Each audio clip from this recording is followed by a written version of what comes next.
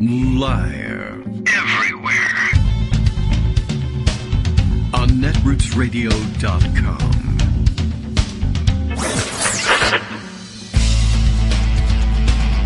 David Waldman. Kagro. In the morning. Now, here's David Waldman. Gotta do a show. Hey, good morning, everybody. It is Tuesday, March 1st. Happy March. March 1st, 2022. We made it to March. Happy birthday to all those, including a nephew, whose birthday is February 29th, but who don't get the chance to have a February 29th each year. And, I don't know whether you, my inclination would be to celebrate on March 1st, but maybe you're February and you think, I have a February birthday. Celebrate on February 28th. I'd be interested to see what's the partisan split on that. Does it make any difference? Who does what? Well, at any rate, for all of you who were gypped out of your birthday 3 out of every 4 years, happy birthday. And we'll give you 2. How about that, if you like? Or 1/2 if you want to age more slowly. Anyway, it is many things today. It is State of the Union address will be tonight. I just realized that basically this morning. You know, I get so excited for the State of the Union address each year and love to just sit glued to the television watching all the pregame action and then the postgame analysis with Chuck Todd. I can hardly wait. I don't watch any of it, as you know, but it might be an interesting year to watch. Of course, there's a major war happening, and that's probably a good opportunity to say a few words, offer some words of support to the Ukrainians, etc., and capitalize on the fact that most of America is coming around to a similar-ish position anyway on Ukraine, including Donald Trump, who I understand, I listened a little bit to what he was saying because it was being circulated on a little, 1-minute clip on Twitter. So I got the gist of the whole thing in 1 minute. Does very quick speeches. That's one thing about Donald Trump. He does not go on at length about nothing. Anyway, you might guess that that's not true. I saw being circulated on Twitter this morning, I think Aaron Rupar had a screenshot of what I guess was Fox News covering Trump speaking at CPAC. I'm guessing. I don't know. Who cares exactly what it was? But at any rate, the chyron on the screen was something along the lines of, well, why don't I just tell you what it is and stop guessing. I'll head over to Twitter. But it was like, because it's not immediately at my fingertips. I'm going to fumble, but I'll find it. It's right here. Here it is. The chyron. Trump slams leaders who failed to stand up to Putin. That's the Hannity show chyron here, although it's interesting that they put stand up as one word, like as though it were a comedy routine, which in a way, I guess it actually is. This would have been, it's captioned or labeled here that this would have happened at CPAC on Saturday. But I guess the clip that somebody else put inside the thread underneath, he doesn't ever actually say, well, I'm slamming the leaders who failed to stand up to Putin. Aaron labels this, by the way, shamelessness is their superpower, which seems about right, but the clip that was circulated beneath it doesn't have him saying that I'm slamming those leaders. But it's his explanation of I guess it's his way of wiggling out of having said originally, Putin's so smart and what a genius he is for invading Ukraine. And his explanation, in case you're interested in it, is basically something, I'm not saying Putin is smart. He's smart. What a terrible thing it is for me to say that Putin is smart. Oh my gosh, I can't say that. The problem isn't that Putin is smart, it's that our leaders are so dumb. They're so dumb. And they are, and they have been in the past. Like, we had an extremely dumb president recently, and now he's semi-retired. At any rate, his whole thing was, American leaders and Western leaders didn't tell Putin that they would, attack him. They would nuke him back to the Stone Age or whatever if he invaded Ukraine. And I suppose there's some point to it, very little in terms of, how to be a realistic president of the United States. But, his shtick there was, if they're going to impose sanctions in exchange for the invasion of Ukraine, what does he care? He's been under sanctions since forever, so why not go ahead? They're telling me that there's no consequences for invading Ukraine, except sanctions are somewhat different. And yeah, I mean, I guess it's a good thing that he's not president, because even if he's just kidding, saying, well, I would attack, better that he not be in a position of power. And of course he wouldn't. He's just running around now saying, well, he wouldn't have done it if I was the president, because I would have talked him out of it, because I'm very persuasive. I would have told him, Vladimir, because they call him Vladimir, I don't want you to invade the Ukraine, because it's extremely important that I look like I am bossing you around. So would you mind that just for a little while? We'll just do a little role play here where I boss you around. Are you okay with that? And of course, Putin, no interest in that whatsoever. But I'm sure in his mind he would have talked him out of it. I don't know. Anyway, that seems to be his shtick, that he's able to talk Putin out of this thing. We'll see.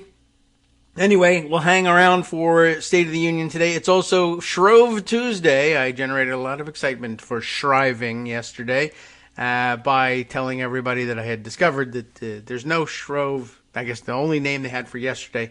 Shrove Tuesday today, Ash Wednesday tomorrow, and mostly Shrove Monday, apparently. Very boring. There are alternative names for it, and I thought that was actually really interesting. I spent some time looking on Wikipedia at this stuff, and I don't know whether we probably shouldn't spend a great deal of time on it, but it's always good to learn a little something along the way on the show. But there's Wikipedia entries for Shrove Tuesday and one for Shrove Monday. Shrove Monday, I guess, was interesting just in terms of, confirming that there was such a thing. And it had these other names. I don't know if you saw the post. I don't know if anybody reads the morning post where we tell you what time the show is on, in case you're a newcomer to the area.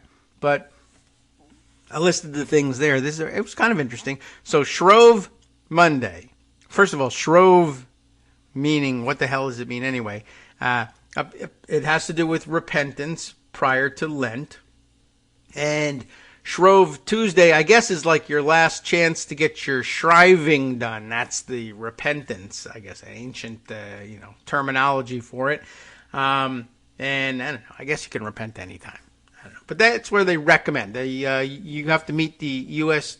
recommended daily allowance of shriving by Tuesday. And it seems like we go in the opposite direction. The way we do Mardi Gras. We don't do Mardi Gras in a whole lot of places, but, most famously down in New Orleans, and there are carnivals everywhere, different kinds of approaches to this, I guess, we've sort of taken the religion out of it and made it a sort of a secular celebration, which is fine. Outreach, that's very nice. But, yeah, Mardi Gras, everybody goes to New Orleans and drinks a whole bunch, and they throw beads at each other, and people flash, and it's crazy, and it seems like you're going in the wrong direction. If you're trying to shrive yourself of your sins, that why add more, I say. But then maybe none of it's a sin, so who knows? I couldn't tell you. Anyway, lots of other interesting regional celebrations. I am very much in favor of the idea that, if you're giving up all of your lard and sugar and I think apparently some folks butter and eggs, I guess, back in the day. I don't know anybody who gives all of that up for Lent at this point, but I guess you're supposed to use it all up like you're supposed to use up all your leavened bread prior to Passover, if you're more familiar with that ritual. And so it leads to the baking of some, fun treats, I would say. Decadent, delicious desserts, but they're a little heavy. Punchki, for instance, noted in Scott's Roundup yesterday, Polish origin, jelly donuts, essentially. Jelly donuts go by a lot of names for special occasions, so I guess we call them Punchki for pre-Lenten feasting, sufganiyot, if you end up making them not out of lard, but for Hanukkah instead. A lot of good ideas for jelly donuts around the world. Punchki, not to be confused with pachki, the Yiddish word. So anyway, Has nothing to do one with the other, but lots of fun, delicious desserts available, and you can use it all up. Anyway, other names for Shrove Monday, in case you were wondering, Collop Monday. That was an interesting one. I had to look up what collop is. Collop, apparently, again, archaic usage, but a slice of meat, especially, or most often, bacon, apparently. So that's not a bad idea. Collop Monday. Eat bacon on Monday. That's not such a bad idea. And use that up as well. I guess that's the idea. Some places call Shrove Monday Pancake Monday. And we can get with that, a pancake day. Everyone loves pancakes. I guess that's English, typically, pancake day. But I guess along the same lines, along the same idea as the paczki, using up the sweet stuff and the lard and the sugar and such. And that sounds pretty good. I don't know what's going on in Cornwall. No one ever knows what's going on in Cornwall, really. But in Cornwall, they drew the short straw. Their tradition, apparently, eating pea soup. And the hell's wrong with you? I mean, I don't know. Pea soup is not bad and everything. And I guess they put little bits of ham in it sometimes. Maybe that's it. But you don't have to use up your peas. I would although, is that smart? Give up peas for Lent? I think maybe that's not such a bad idea. They're all laughing in Cornwall. I can tell you now. That's right. The laughter I hear from Penzance to, I can't think of another Cornish. All right, never mind. Sorry, Cornwall. Didn't mean to beat up on you. There's also Rose Monday, which sounds fun. Merry Monday sounds like the best part. Hall Monday. I don't know what that's about. You go out in the hall and eat your paczki, I suppose. No idea. But anyway, Carnival, also very interesting. That happens around the world. Down in Rio, way down in Rio. Different versions of it throughout Europe. And Carnival, that too was kind of an interesting thing. Clicking through everything.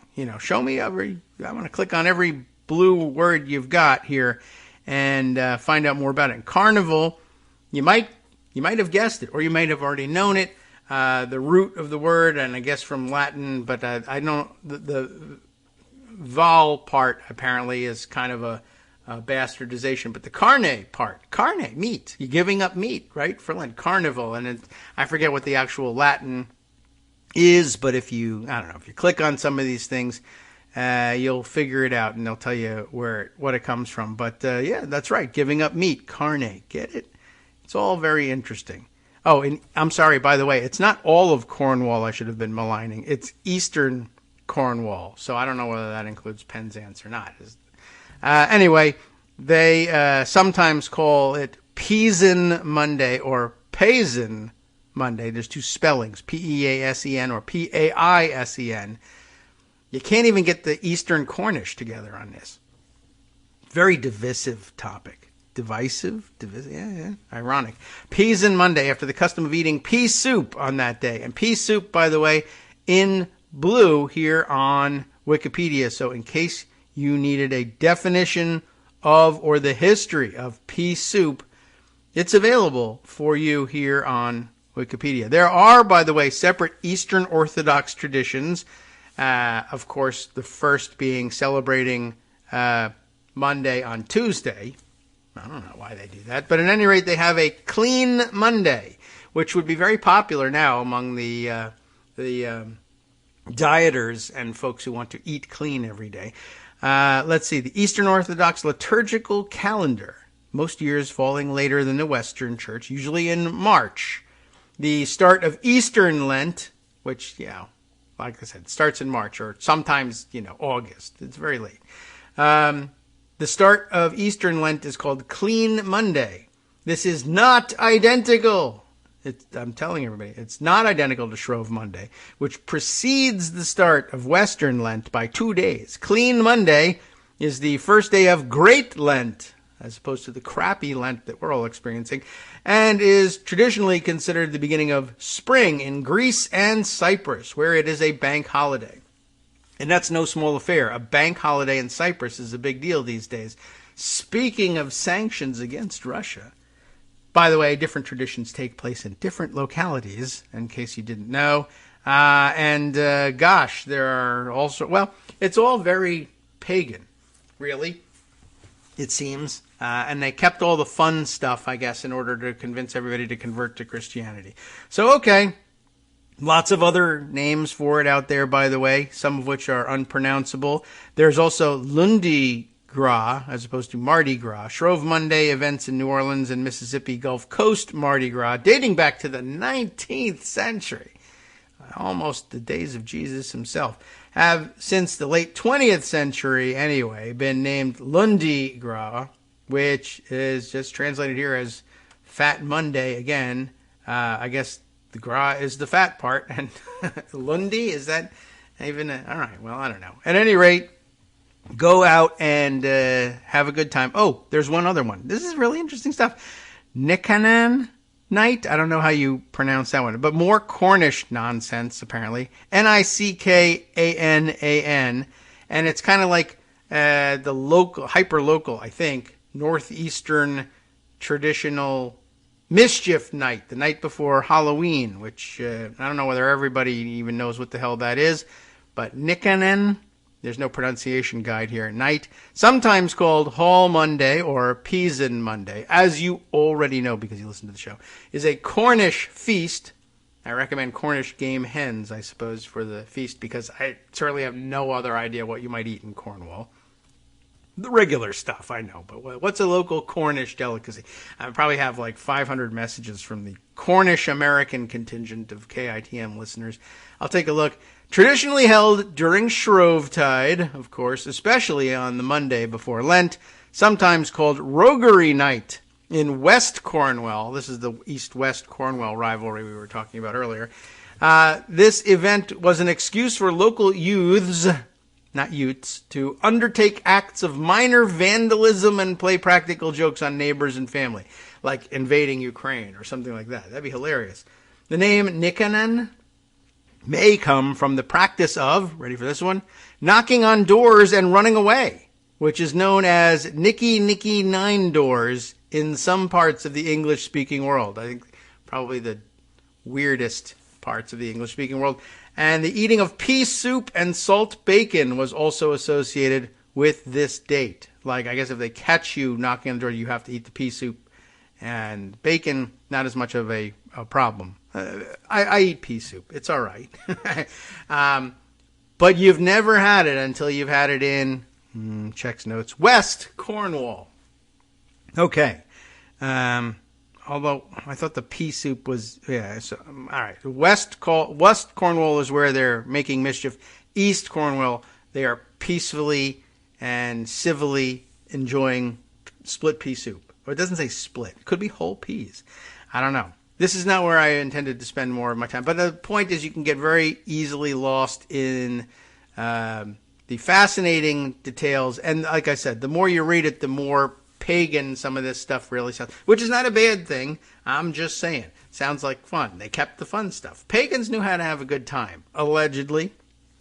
I don't know anything about it. I'm not sure. It's not my thing. But I'm told it's a lot of fun. And a whole other entry on Shrove Tuesday, so forget about it. You could do a whole hour on these things. At any rate, let's see. I also wanted to double back and correct something from the record yesterday. I spoke to you briefly about the Aeroflot flight, the Russian airline flight, from I don't know where. From Russia to somewhere in the United States, except it was reversed. It was a flight leaving Miami, of all places. So probably lots of Sunny Isles, Trump Tower residents flying back to Russia, thinking it was probably time to get out of Dodge.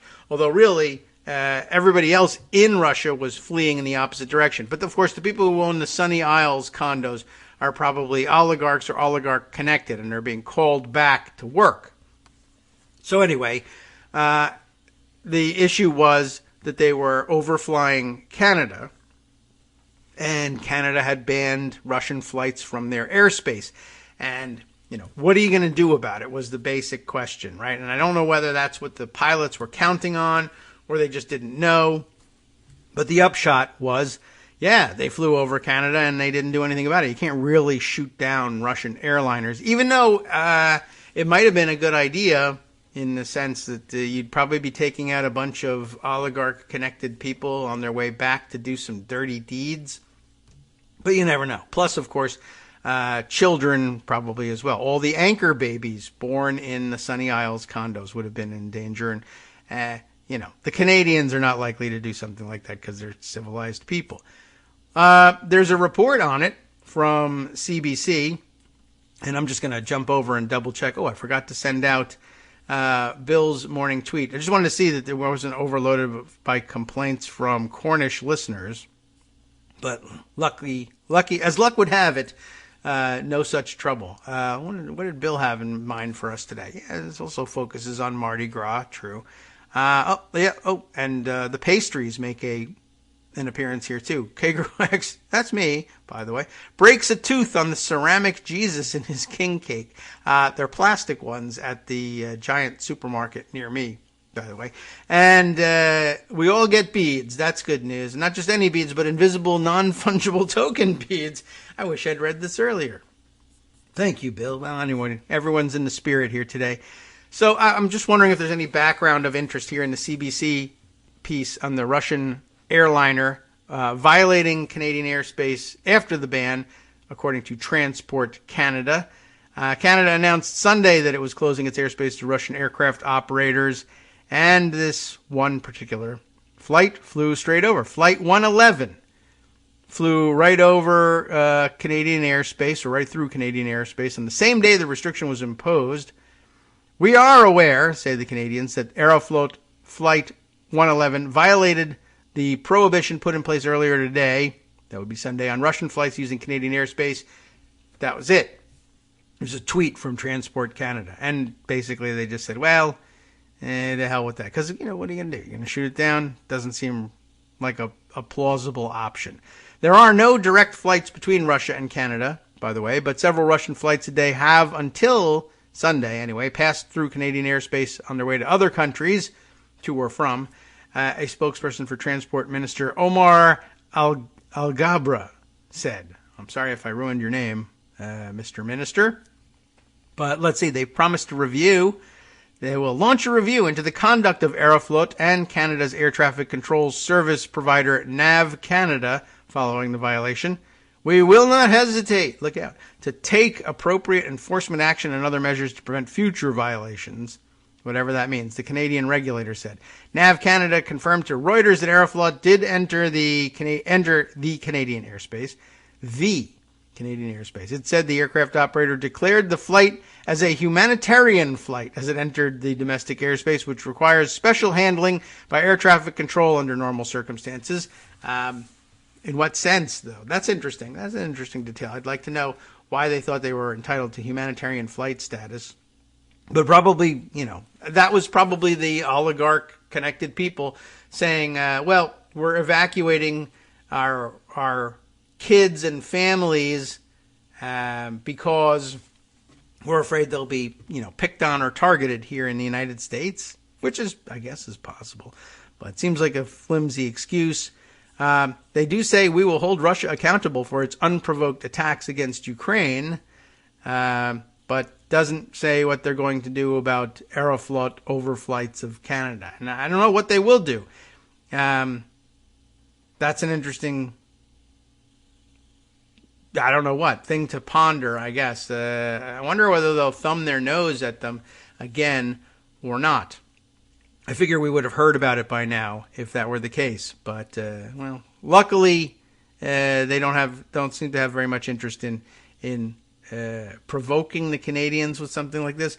Meanwhile, others are imposing their own sanctions on the Russians. I guess we'll do a sanctions roundup here before jumping out for our first break. FIFA, the football association, soccer here in the United States and in southeastern Cornwall as well. Just a weird thing that they do there.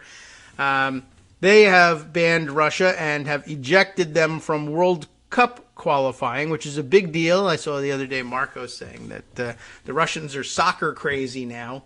Maybe they've always been soccer crazy, but they're soccer crazy now, and they'll be highly pissed. And they might even take out their frustration on Putin for getting them banned from the World Cup, or I don't know. It took them a while, though, and it looked like they were going to come up with some sort of weak tea, like letting them, we'll ban Russia from the World Cup, but you can participate as, if not the Russian Olympic Committee, I think in this case the Russian Football Association or whatever your National Soccer Association is there, but not as Russia. But that's that's no different. They don't care about that. So anyway, they finally booted them, and I thought that would take them some time. FIFA, as you know, if you're a longtime listener to the show, a pretty thoroughly corrupt organization at times. They've made some strides in purging some of their most corrupt officials. But, of course, you'll recall that there were at least two extremely corrupt FIFA officials from the Americas organization, CONCACAF, whatever the hell, Caribbeans and North American Soccer Association, who were living in Trump Tower, Earth's Moss Isley. Chuck Blazer is the one whose name comes to mind. The other one is, I think, Jack Wagner. He was from Trinidad. And I think, both of them were highly questionable, and both just coincidentally headquartered in Trump Tower. And I think the Cafe place also kept its offices in Trump Tower under Jack Wagner's direction anyway. And I guess once he was bounced out and he ran away, that ended. But anyway, sanctions from them. The International Judo Federation, or whatever they call themselves, have kicked Vladimir Putin out too. He's apparently an avid judo practitioner, so that's got to be a blow. And the Kukiwon in Korea has revoked its honorary 9th degree black belt. Wow. Hi, it's me, David Waldman, the same guy who was just talking to you a second ago.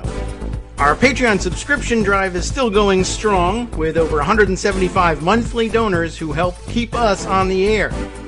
If we've helped keep you going during the pandemic, why not return the favor and help us keep going so we can all be together for the next disaster? Patreon.com, Patreon.com, makes it easy to make secure, recurring monthly contributions to support our show. Patreon.com/KagroX gets you straight to our donation page. Maybe you'd like to thank us for keeping you sane during the Trump era.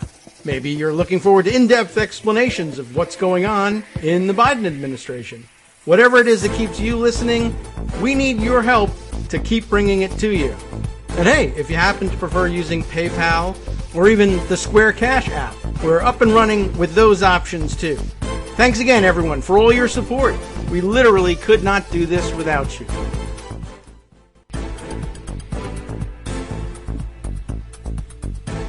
All right, welcome back now to the Kagro in the Morning Show here on Netroots Radio. I was looking around for confirmation of that. I did find a tweet. Vladimir Putin's black belt revoked by the International Taekwondo Organization. So, yeah, he had an honorary 9th degree black belt, right? So did Trump, I believe. And, well, there's the news. We'll put that one aside. Also, the Judo Federation. We definitely have that one. And more seriously, some of the other oil companies now following British Petroleum's lead, BP, I guess they go by short, BP. Bad pea soup is what that stands for. It's a Cornish company. Maybe you've heard of it. Shell Oil, which is Royal Dutch Shell, right? I think they hide that from public view most of the time. But Shell says it will also exit Russian oil and gas investments. That, according to the AP in London and the tweet of AP's Western political writer, Nick Riccardi, who tweeted this the other day. By Western, we, of course, mean Cornish. And, okay, just so long as we've straightened that out. Cornwall, obviously, going to be the order of the day here today. Let's see. What is this? Oh, yeah, no, I wanted to get around to a couple of these other items here too, but am I done with the Ukraine and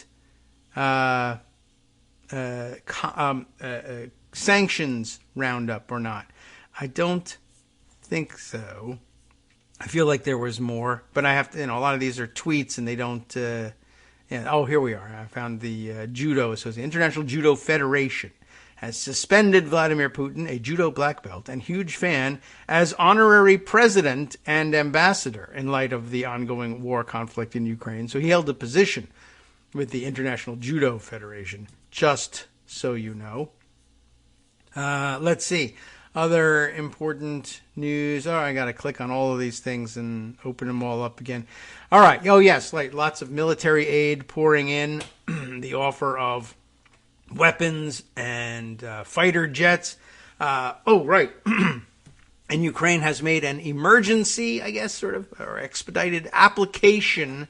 They filled out an application form and everything. I didn't realize that there was paperwork. I figured there was paperwork, but an application form for joining the European Union. And I guess that's available anytime you go into one of their offices. They have the thing up, join our crew, right?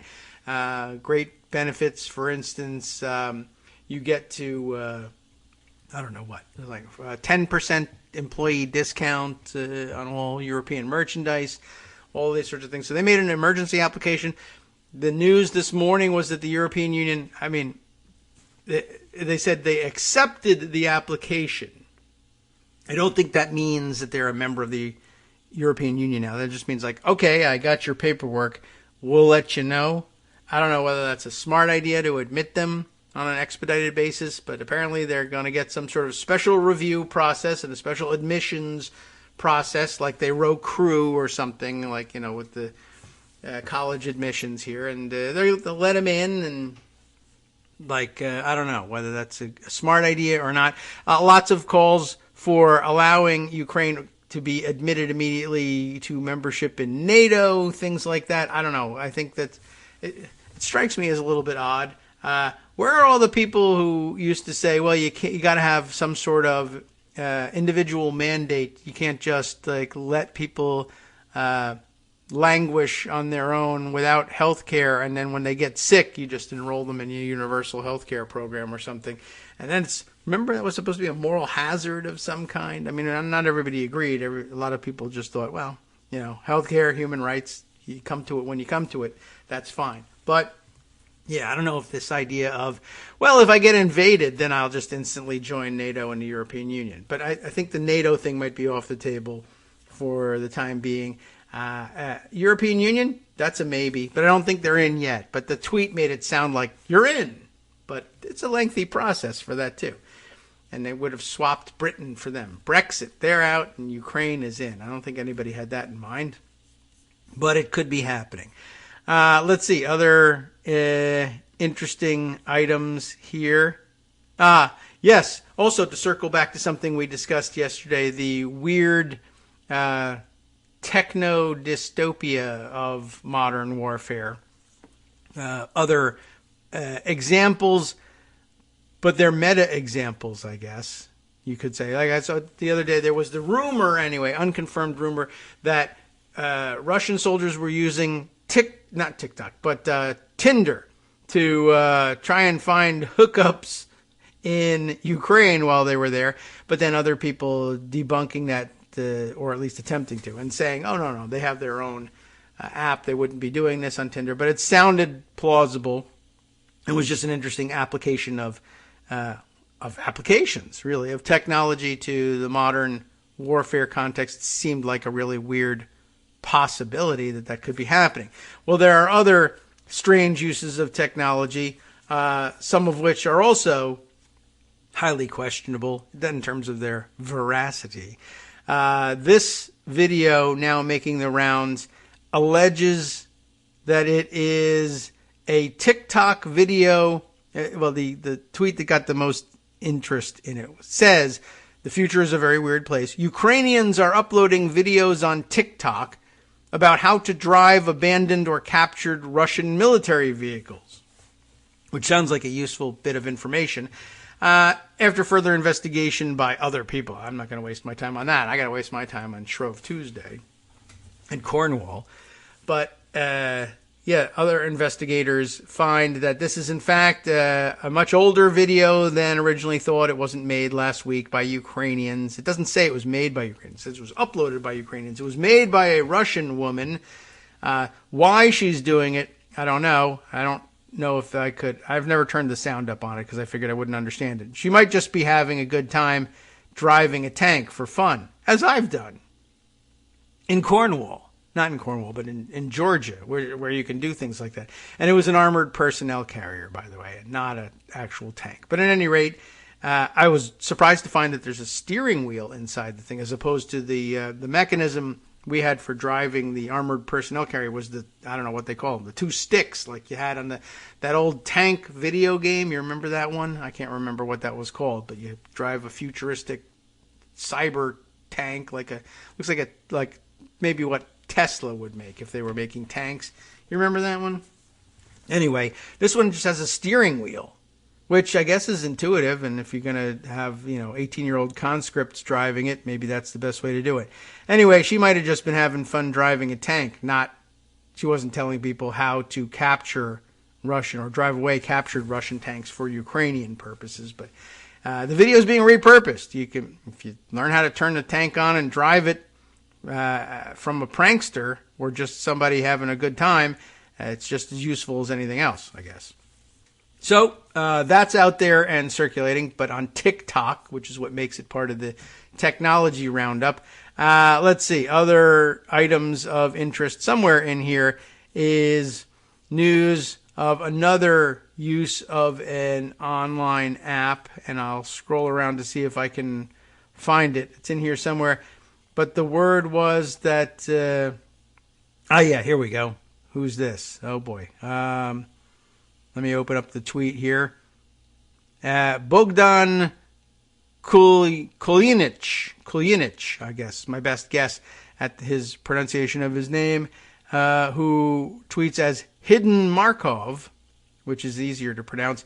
This is new to me, he says, dimension of crowd work platforms. This is an interesting one. The Russian military is alleged here. Don't know if it's true. Sounds like maybe not.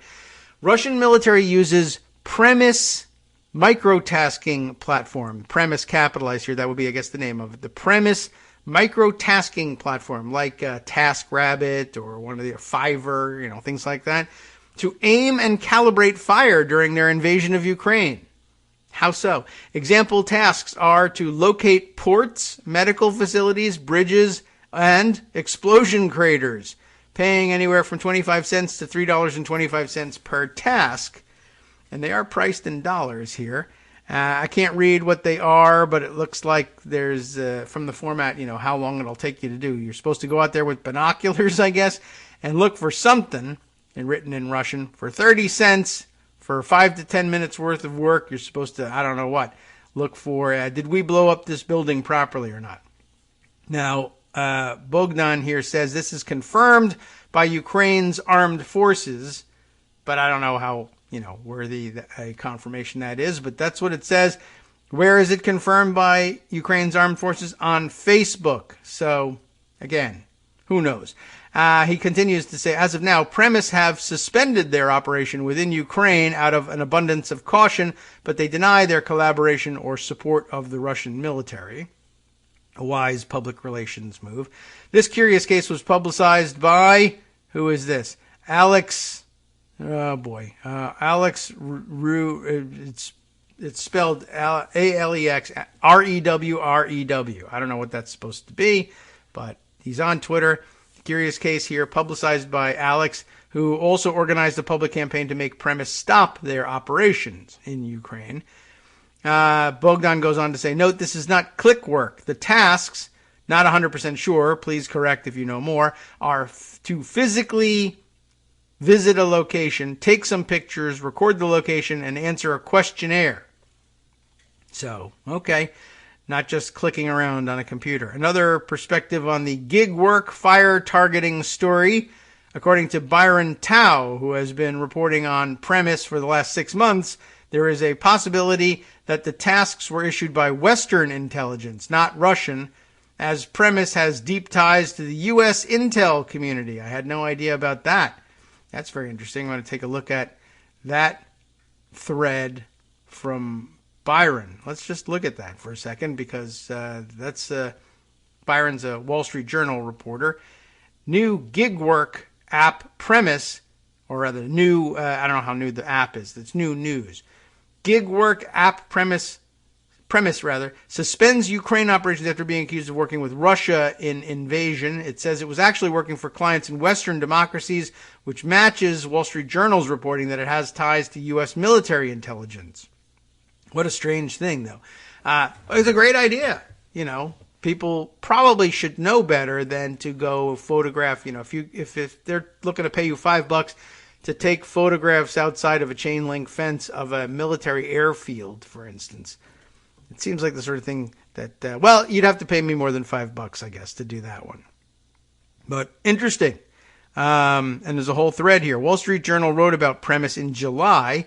It asks people all over the world to do sentiment surveys, whatever that means, photography, etc. But it also turns user phones into sensors to gather signal data on cell towers and Wi-Fi networks. There we go. Which can be valuable tactical intelligence. Yeah, where do you have to go in order? I mean, that's interesting, right? I guess you could learn something. I don't know if this is what they mean by this, but you could learn something from, well, I want you to take a picture of this airfield. Presumably we know where the airfield is, but pinging off the cell towers will give you, you know, an exact coordinate of where that person was standing when they took that picture. And I guess if you can learn a little something about Wi-Fi coverage and signal strength while you're there too, then you could know if your troops will be able to use Tinder when you invade that place. I guess. I don't know what they're using for.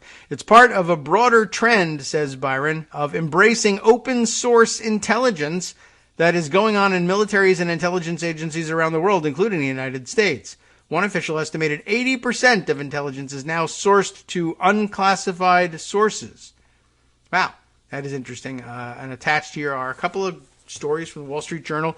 We would click through, but we're not going to be able to get past the paywall. Maybe Greg wants to read those stories. This one is Defense Intelligence Agency, expected to lead the military's use of open source data. Oh, well, what do you know? And, of course, if you've got a subscription, you can read all those fun stories. That's a news and some confirmation that at least some of these things are actually going on out there in the wider world. Let's see. I think that might be it for the technology bit, and at least in terms of its relation to weird use of technology to try to extract intelligence from others. But there are some other weird technology stories. For instance, the tweet thread of Ben Collins from the other day, senior reporter on the dystopia beat, as he says, from NBC News. He shares this quick thread. We hope it's quick.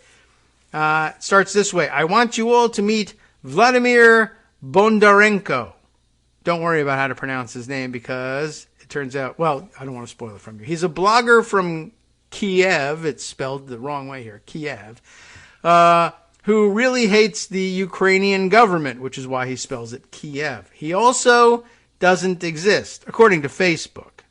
I don't know how good Facebook is at these things. He's an invention of a Russian troll farm targeting Ukraine. His face, as displayed in this so-called photo of him here, was made by artificial intelligence. There's a whole thread of it, and in fact, there is a whole Twitter feed out there, which I think gets a call out in all of this, so we'll find it and identify it for you, of just, I don't know who does it, I don't know how they do it, but all the various fake faces and avatars that Russian trolls use for their social media accounts, where the pictures are created by artificial intelligence. And apparently there are some telltale signs.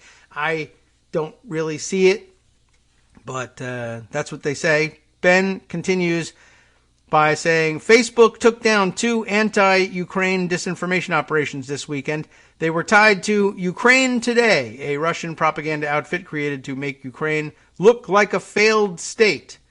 It's the UT arm of RT, I guess. Ukraine Today or Ukraine Today rather than Russia Today. Anyway, they use fake profiles on Facebook to make them all seem like real people. There is a whole NBC News article about it, but I'm going to read the Twitter account of it instead. Vladimir has a whole backstory on the Ukraine Today website. He was an aviation engineer until he was forced into blogging. That'll give you away. When Ukraine's aviation infrastructure, quote, collapsed. He also has weird ears, and they point to the weird ears. They don't look that weird to me, but apparently this is one of the giveaways, and that's what happens when you make a face on thispersondoesnotexist.com. I guess that's an application that you can use to make fake faces. Vladimir's co-worker, Irina Karamova from Kharkiv, was also AI generated. She was a private guitar teacher. That's what it says. Question mark here. Like that. Okay. That's an interesting way of putting it. Private guitar teacher until she became editor-in-chief of this Russian propaganda website in 2017. Quite a promotion. Also, interesting choice of mismatched earrings.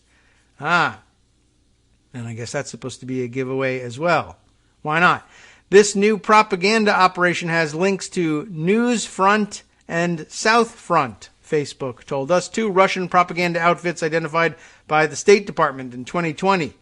Newsfront and South Front are run by Alexander Malkovich, who ran the St. Petersburg troll farm after 2016. So it makes some sense. The St. Petersburg troll farm was charged by Robert Mueller for interfering in the 2016 election. Malkovich took it over after that, launching a site called USA Really, which is also one of those giveaways like In Love with the Shape of Texas. Or they're in love with Shape of Texas. I talked to him, says Ben, in front of the White House in 2018. He was very weird, or it was very weird. I'm sure he was weird too. And he attaches that article. This man is running Russia's newest propaganda effort in the U.S. Malkovich was listed as part of sanctions by the U.S. Treasury last year for his role in USA Really. Both USA Really and the 2016 troll farm were funded by Russian oligarch Yevgeny Prigozhin. Here's a map of how he planned to target the U.S. from back in October of 2018. And there it is, an actual map with what's-his-face there, Malkovich, standing in front of it and figuring out how to divide us up and conquer us. Anyway, Russia's back at it, Ben says, now targeting Ukrainians in Ukraine with articles called Zelensky is building a neo-Nazi dictatorship in Ukraine and why Ukraine will only get worse. And they're written by people like Vladimir who don't exist. And then attaching, here is my full story with Joe Ling Kent about the new Russia influence operation targeting Ukraine with AI-generated faces. It shows how Facebook and Twitter snuffed out a campaign that was all over the web. It's pretty good. You should read it, he says, if he does say so himself, and he does. And that might be worth reading, although I'm wondering whether that's a now thing or you've gotten the gist of it. But I'll include all of this tweet thread, and if you follow it all the way down to the bottom, maybe we'll throw in the article link too. Facebook and Twitter remove disinformation accounts targeting Ukrainians. Good news for Ukrainians, and good job for once. One small good job by Facebook and Twitter on that front. But interesting, I've been wondering again why there wasn't more online propaganda happening, and I'm wondering whether, one idea was, it's been stopped, although my guess is they have more trolls and more fake news operations than just this one. But the other may be, I wonder whether the oligarchs in charge here are answering their phones or are worried about getting eliminated by Putin. You never know. One more Ukraine-related item that we can bring up here. I have the Washington Post's Aaron Blake writing yesterday about the weird phenomenon of Fox News' own Jennifer Griffin, as it says here in the headline, fully loses her patience with Fox's Ukraine punditry. Interesting exchanges taking place on Sunday. Among the many times in which punditry can go very wrong, few rank as high as wartime. Probably true. And nothing demonstrates that better than some corners of Fox News right now. Tucker Carlson has spent years suggesting maybe Vladimir Putin isn't a bad guy. Several of its hosts wagered that the threat of a Russian invasion of Ukraine was manufactured to distract from the Biden administration's domestic political issues right before Russia actually invaded. A number of its pundits and hosts have seen their statements on issues like sanctions contradicted by the network's actual reporting on the situation. Fox's Jennifer Griffin seems to have almost completely lost patience with all of it. The Washington Post's Jeremy Barr reported Friday on how the network's respected longtime national security correspondent has repeatedly found herself in the position of fact-checking her network's hosts and pundits. And it continued this weekend, with Griffin apparently becoming even more exasperated. She even went so far as to seemingly question the platform her employer has afforded some fringe figures. That's good. Barr last week recounted Griffin's clashes with hosts of The Five, who elevated into the manufactured crisis conspiracy theory. She assured them that this was not some wag the dog situation. Elevated into, okay. When Sean Hannity pinned the blame for the situation on Biden, she assured this was a result of the policies of multiple recent administrations. She pushed back on Fox and Friends host Steve Doocy when he declared sanctions had somehow already proved a failure. Her biggest clash came with Harris Faulkner, who tried to end her segment, I guess Jennifer's segment, after asserting that the Biden administration could have done more, only to have Griffin cut in and note that bigger steps would mean bigger provocations of Russia. And embedded here is a tweet capturing that video. I have no idea who Harris Faulkner is, but well, I guess you will after you look at the video. After Barr's report, Griffin was asked about it Sunday on Fox's Media Buzz. And she said, "I'm here to fact-check facts because I report on facts. And my job is to try and figure out the truth as best as I know it. I share those facts internally so that our network can be more accurate. That's what I've always done. There's nothing different than what I've been doing for the last 26 years working for Fox." If there is one thing that's different, though, it's the terms in which Griffin is now talking about this. Bookending that appearance were arguably Griffin's most exasperated fact checks, not of her network's hosts, but of the military pundits it has given platforms. On Saturday, retired Brigadier General Don Bolduc, Bolduc, appeared on Steve Hilton's show and leaned into more of a military presence. Okay, maybe Bolduc, I'm not sure. Well, who cares? At any rate, this is not a time for a pause right now, Bolduc said. We need to get in there and we need to help them on the ground, but we're just sitting back and we're not doing anything. Well, when pressed on exactly what he advocated, Bolduc said he was calling for, quote, indirect fire. And not boots on the ground, but putting great technical help on the ground. We got to make great technical help available on the ground. Soon, Griffin appeared and suggested that Bolduc wasn't qualified to talk about the things he had been invited to talk about. He's a general, but okay. He's touching on some delicate diplomacy now, I guess. I have to respond to something your previous guest, Brigadier General Bolduc, said, because he really was way off the mark in terms of talking about what the U.S. could do on the ground, she began. She cited the fact that Putin has nuclear weapons, true, which is why the U.S. military and NATO do not have troops on the ground inside Ukraine. She concluded, clearly, Brigadier General Bolduc was not, or is not, a student of history. He's a politician. He ran for Senate in New Hampshire and failed. He's not a military strategist, really. And to suggest that the U.S. would put indirect fire or special operations or CIA on the ground to give Putin any sort of excuse to broaden this conflict is extremely dangerous talk at a time like this. By Sunday, Griffin appeared as after a segment with retired Colonel Douglas Macgregor, who went to the opposite extreme. He argued that the United States should absolutely just let Putin take what he wants in Ukraine. No middle ground for these guys. Even calling for lifting sanctions. Macgregor said he was sure that Putin had, quote, no interest in crossing the west of Ukraine and would settle for the east. He cited Ukraine's history of corruption and said that, more important, the population there is indistinguishable from Russia's own. Griffin came on and declared that she needed to correct McGregor, and I'm not sure that 10 minutes is enough time to do so because there were so many distortions in what he just said. Ouch. We have seen Putin's own words that he is talking in Tsarist terms from a 19th century view of Imperial Russia, Griffin said. So what McGregor just said is so distorted that I do feel our audience needs to know the truth. Griffin went as far as to say McGregor sounded like an apologist for Putin, and she suggested the things he has advocated bear blame for what we're seeing today. McGregor served in President Donald Trump's Defense Department and was his controversial nominee to be ambassador to Germany. He has also appeared on the Russian-owned network RT and advanced a version of the white replacement theory. The kind of appeasement talk that Colonel McGregor, who should know better, when he was in government, he was the only one who was advising Trump to pull all troops out of Germany, Griffin said. That projection of weakness is what made Putin think he could move into a sovereign country like Ukraine. Don't forget that Trump did advocate for that.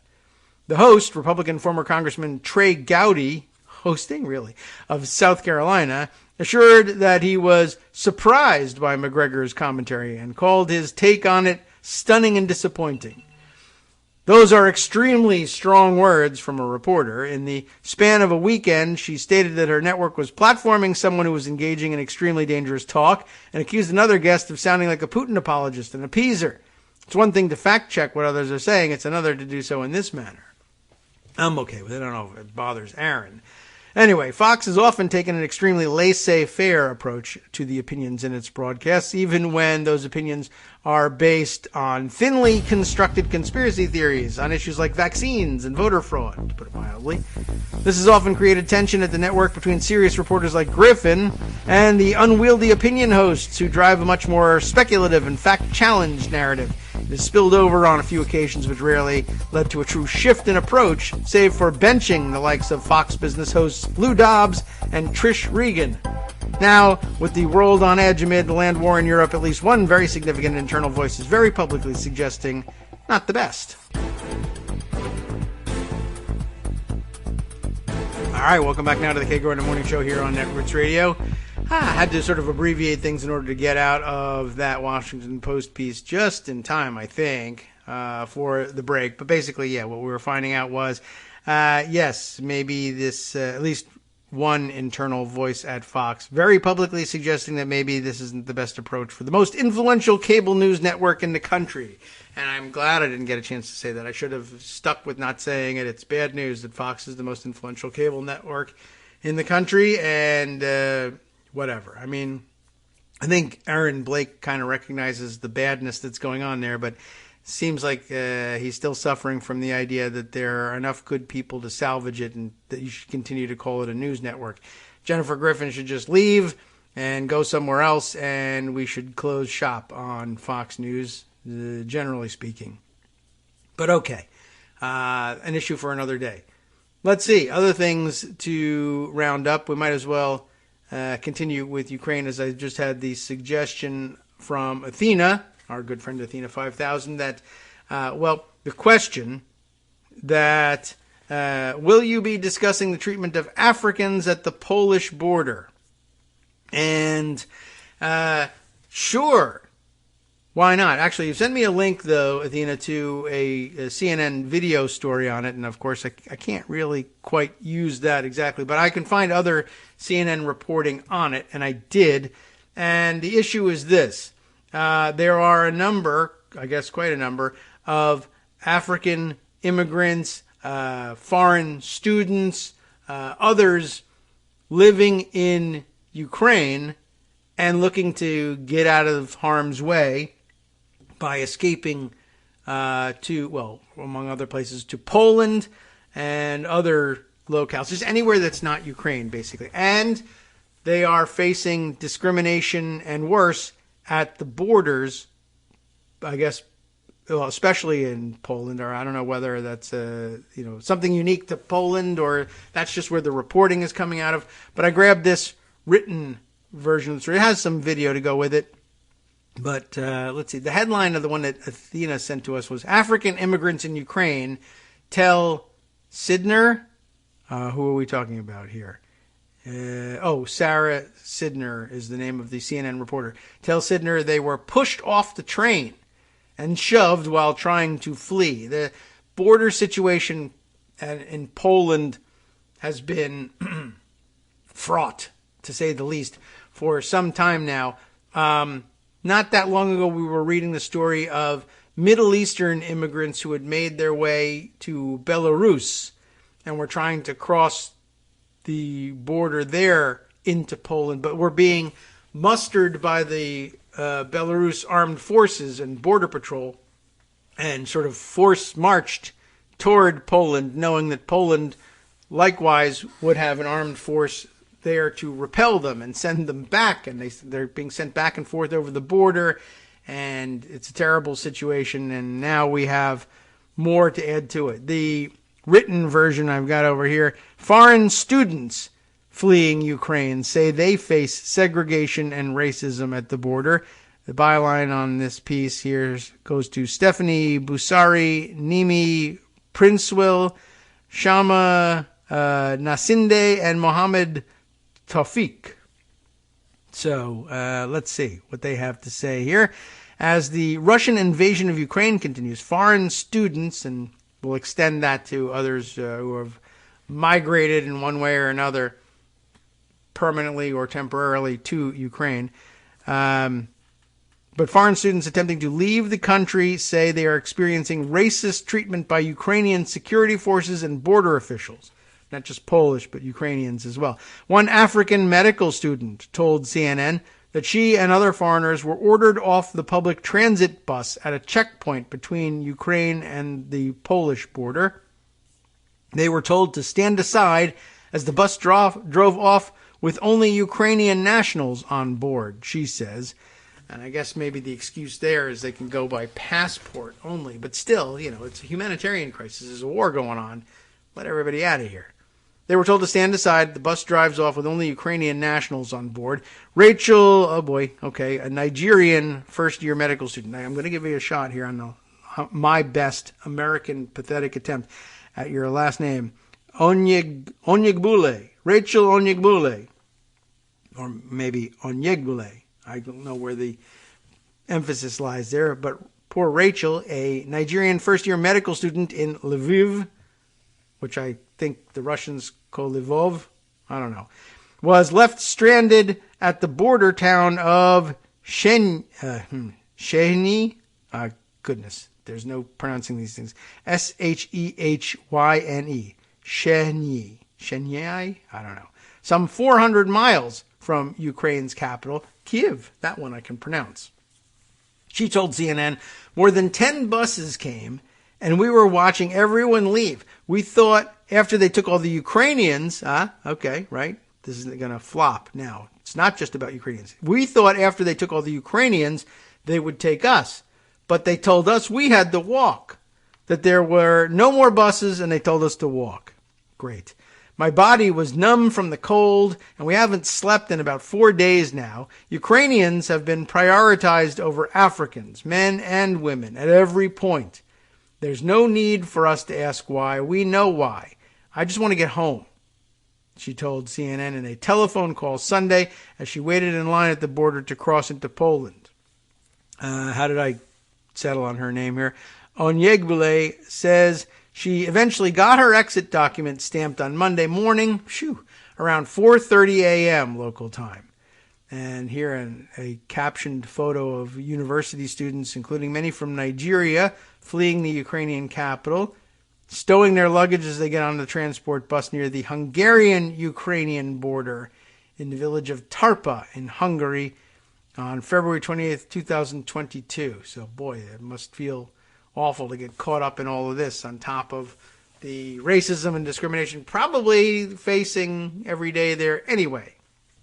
All right, there are more stories here and more names to try to pronounce. Sakshi Ijantkar, a fourth-year medical student from India, also shared her ordeal with CNN Monday via a phone call from Lviv, western Ukraine, like western Cornwall. There makes a big difference. There are 3 checkposts we need to go through to get to the border. A lot of people are stranded there. They don't allow Indians to go through. CNN has been unable to confirm the identities or affiliations of the people who operated the checkpoints. That's a big question. But Ijankar said they were all wearing uniforms, so there's at least that. They allow 30 Indians only after 500 Ukrainians get in. To get to this border, you need to walk 4 to 5 kilometers from the first checkpoint to the second one. Ukrainians are given taxis and buses to travel. All other nationalities have to walk. They were very racist to Indians and other nationalities, the 22-year-old from Mumbai told CNN. She added that she witnessed violence from the guards to the students waiting at the Ukrainian side of the Shenyi Medyka, maybe, M-E-D-Y-K-A, border. Ukrainian men aged between 18 and 60 are no longer allowed to leave the country. But that decree does not extend to men who are foreign nationals. I guess they need the Ukrainians from 18 to 60 as conscripts for the fighting. Ijankar said she saw Indian men were left in queues for long hours along with other non-Ukrainian nationalities. They were very cruel. The second checkpoint was the worst. When they opened the gate for you to cross to the Ukrainian border, you stayed between the Ukraine and Poland. She says the Ukraine, not me. The Ukrainian army don't allow Indian men and boys to cross when you get there. They only allowed the Indian girls to get in. We had to literally cry and beg at their feet. After the Indian girls got in, the boys were beaten up. There was no reason for them to beat us with this cruelty, Ijankar said. I saw an Egyptian man standing at the front with his hands on the rails, and because of that, one guard pushed him with so much force, and the man hit the fence, which is covered in spikes, and he lost consciousness, she said. We took him outside to give him CPR. They just didn't care, and they were beating the students. They didn't give two hoots, that's her word, hoots, about us. Only the Ukrainians, she added. Now, I understand that they'll be under a certain amount of pressure, and wartime will make you do some weird things. I could even understand prioritizing the movement of Ukrainians, or non-movement, as the case may be. But obviously no excuse for physical violence. I wonder what's motivating them besides racism. I mean, I don't really know why you'd bother with the racism thing at this stage of the game. You got bigger concerns, but it's a powerful motivator, I guess. But I wonder whether they have any interest in detaining males of military age, not necessarily for use in the military forces. I don't think that would make any sense, but maybe for other support services, which, that would be essentially enslaving them, but hopefully under better conditions, and maybe they would offer to pay something, and or at least make people an offer to voluntarily. There probably are people who would say, yeah, I have some attachment to the area. I wouldn't pick up a gun and fight, but if you need, warehouse workers to move ammunition, I guess I'd help you with that. Others, of course, would have to be forced into it. And, that would be disturbing, to say the least. Bad enough that they're just mistreating people, though. Anyway, CNN contacted the Ukrainian army in light of the allegations of violence, but did not immediately hear back, and they're busy. So probably not going to say anything, but probably also not going to even bother making any excuses for this. Of course, they're also dealing with freezing conditions. Ijankar said many of the students waited for at least a day, but she eventually turned back to Lviv because she was terrified, waiting in freezing temperatures with no food, water, or blankets. I saw people shaking so terribly in the cold they were collapsing because of hypothermia. Some have frostbite and blisters. We couldn't get any help, and we're just standing for hours, she said. Andrei Demchenko, spokesman for the Border Guard Service of Ukraine, told CNN on Monday that allegations of segregation at the borders are untrue, and that the guards are working under enormous pressure at the borders, but are working within the law. Well, certainly a lot of pressure. I understand that, but still.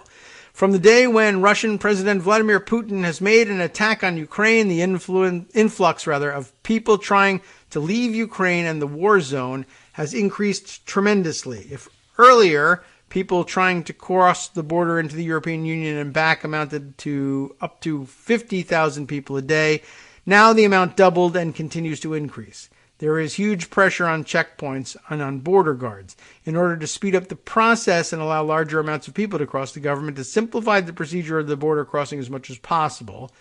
Apparently, light-skinned people go, dark-skinned people wait. That's simple. He's correct about that. Due to the increase in the volume of the individuals crossing, people have to stay in long queues. However, I can state that everything happens according to the law. There's absolutely no division by nation, citizenship, or class at the border, Demchenko said. Ukraine attracts many foreign students wanting to study medicine because it has a strong reputation for medical courses, and tuition and other expenses are much lower than in programs in other Western nations.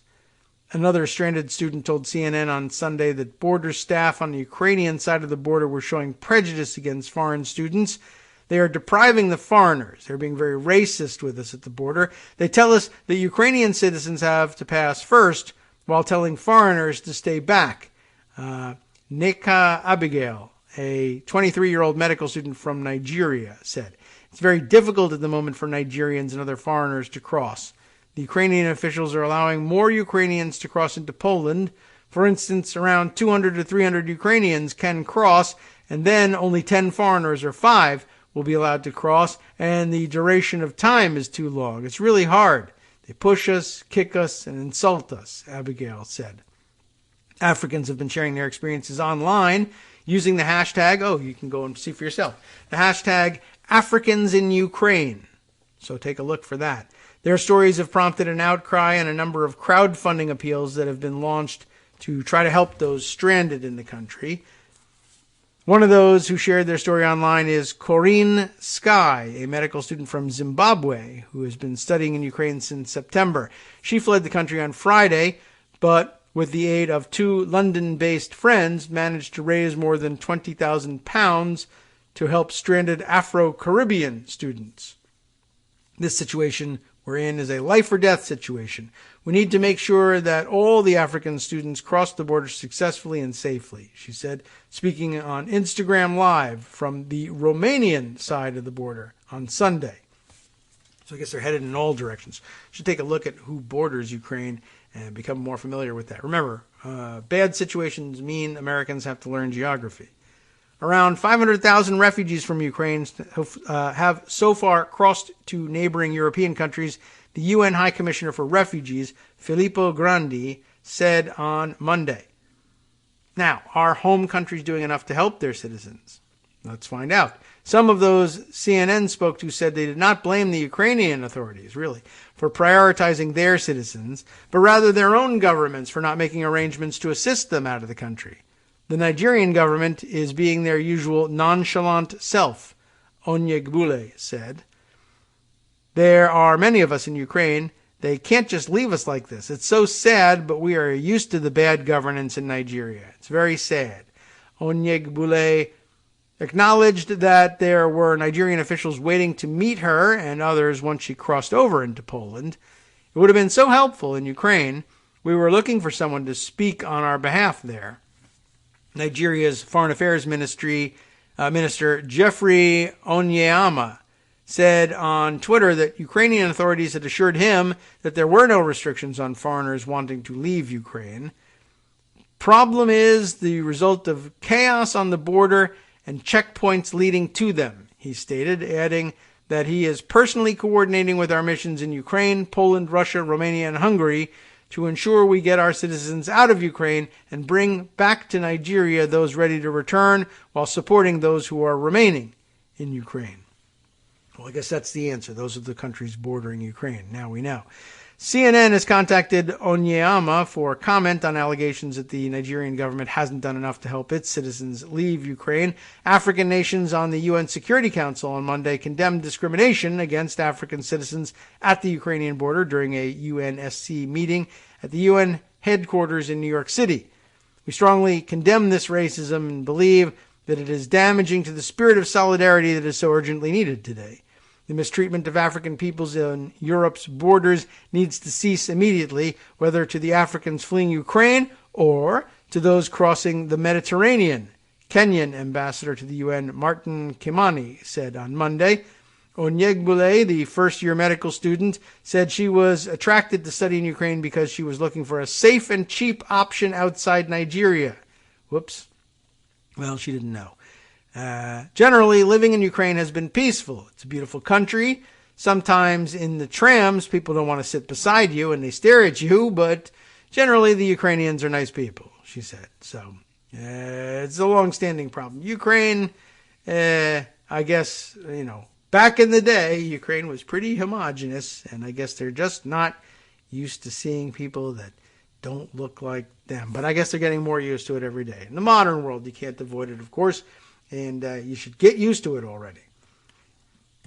Anyway, I hope I didn't ruin the pronunciation too badly, but we'll see. At any rate, what else do we have to round up today? Okay, well, as we get ready to hear from Joan, I've got a couple other items from Pocket that I thought I should probably share with you. First of all, the looks like that the DC-bound trucker protest has fizzled out completely. We heard the other day about a group that was supposedly staging in Scranton, looking to make their way to DC, and they could only muster one truck. So that wasn't likely to help very much. Another such component to the proposed so-called convoy has fallen apart as well. Daily Beast reports the DC trucker protest fizzles as organizer revises permit numbers down to below 500 people. So, yeah, I mean, I guess it looks awfully selfish and silly to be protesting at this stage when there's a war going on in Ukraine. You just look like, I don't like getting vaccinated. And it was always questionable how much support there was even for the Canadian protest in Canada. And, even though Lauren Boebert says we should be invading Canada, it looks like she's going to have to go alone because the truckers aren't showing up. The rally organizer told Daily Beast late Monday that he didn't want to talk numbers, but insisted people will show up. Zachary Petrizzo reports for the Daily Beast. The National Park Service approved a permit late Monday evening for a right-wing protest slated to occur in Washington, D.C. midday Tuesday, today, ahead of President Joe Biden's State of the Union address, according to documents reviewed by the Daily Beast. And the first application, first filed back on February 18th for the Stage of Freedom event with the National Park Service and later obtained by the Daily Beast, Kyle Sefcik, I'm guessing Sefcik, the rally organizer, touted that upwards of 3,000 individuals might, quote, hopefully attend the event. However, the now issued park permit has since revised the initial 3,000 attendee prediction downward, with the number now fewer than 500 participants who will gather beside the Washington Monument at the Sylvan Theater. Permittee has amended his application to reduce the expected maximum crowd size to less than 500 attendees. The approved and edited permit now states, unless that, I wonder if that's, that wouldn't surprise me, but it also wouldn't surprise me if it was misdirection. Oh yeah, you only need to send like 2 cops. And then thousands of people show up and they sack the Capitol again. Anyway, as for what activities are on the agenda, the organizer listed on the permit that rally goers during the 8-hour-long gathering will partake in, quote, peaceful demonstration / assembly, ! Christian music / speakers against mandates, support of convoys in Canada, lifting mandates in D.C. / USA. Well said. Well spoken. Furthermore, on the original application, Sefcik took the unusual route of responding to questions on the government form with his own questions in extremely messy handwriting.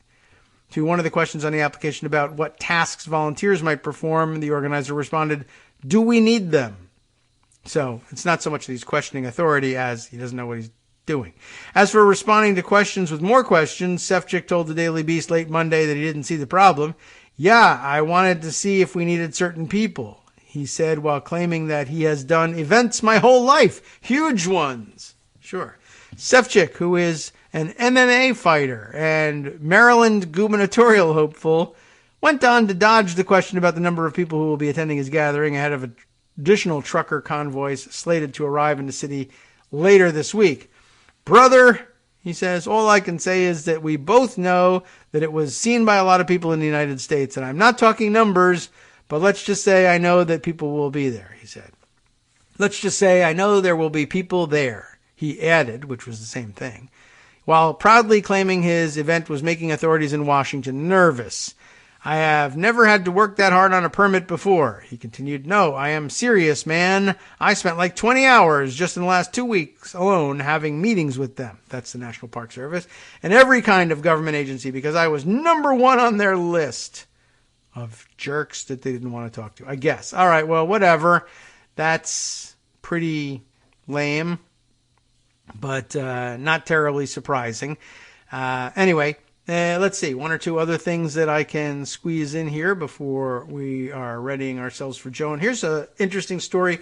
I guess I'll just add a little extra commentary on this one, or maybe I should open up Pocket on the big computer and play this. But there's video from out of Las Vegas, I guess, from the Las Vegas Review-Journal of Nevada Governor, what's his name here? What's his first name? I see his Steve Sisolak, I guess. Sisolak. I'm surprised that I have no recollection of this guy being governor of Nevada, but he is. And the deal is, here's the deal. They went out to dinner, which people are doing these days, and they're not even wearing masks or anything. And he went out to dinner, and he's confronted by, I would say, political opponents. They certainly are that. But, protesters / political opponents, but right-wing, loonies from the sound of what they were screaming about, at any rate.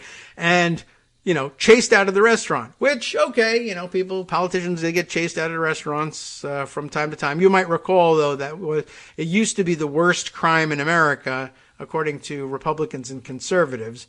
And, of course, well, it was like, well, that's the consequences of becoming extraordinarily unpopular, I guess. I don't know what to tell you. But it happened to, I remember Sarah Huckabee Sanders got chased out of that restaurant somewhere, and it was like this awful thing.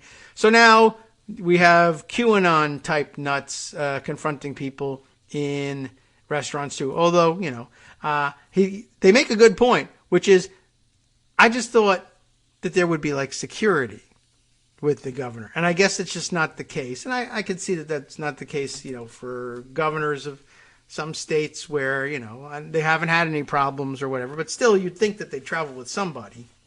And it takes these right-wing nuts by surprise that there's no security. But they take advantage of that to make some really, I think, serious threats to the governor here. This like sacking the Capitol and pushing your way onto the House and Senate floor and disrupting the electoral vote count.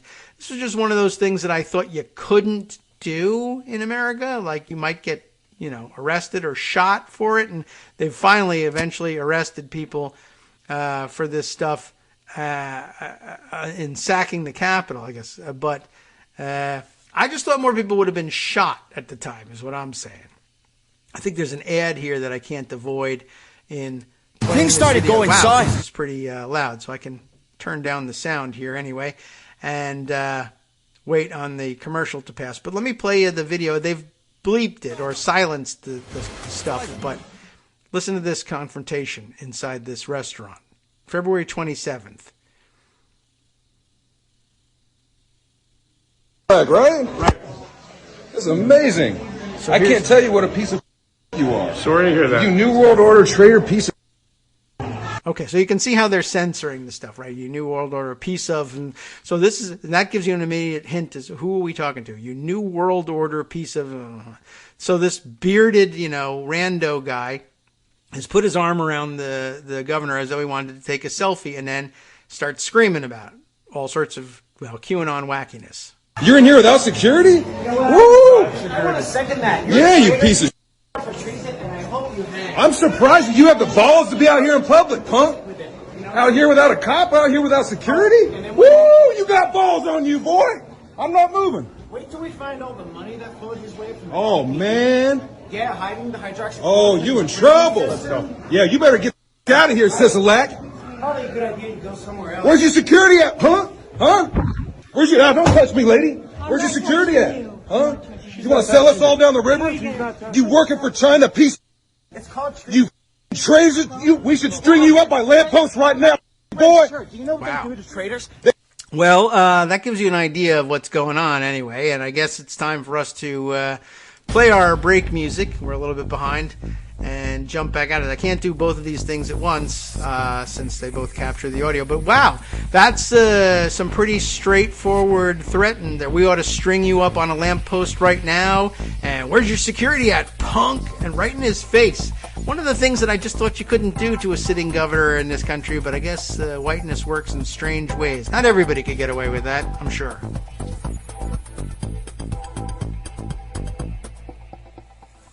Sup fam, it's your boy Darwin, aka Darwin_Darko, aka the most reasonable man in America, aka KITM's senior black correspondent.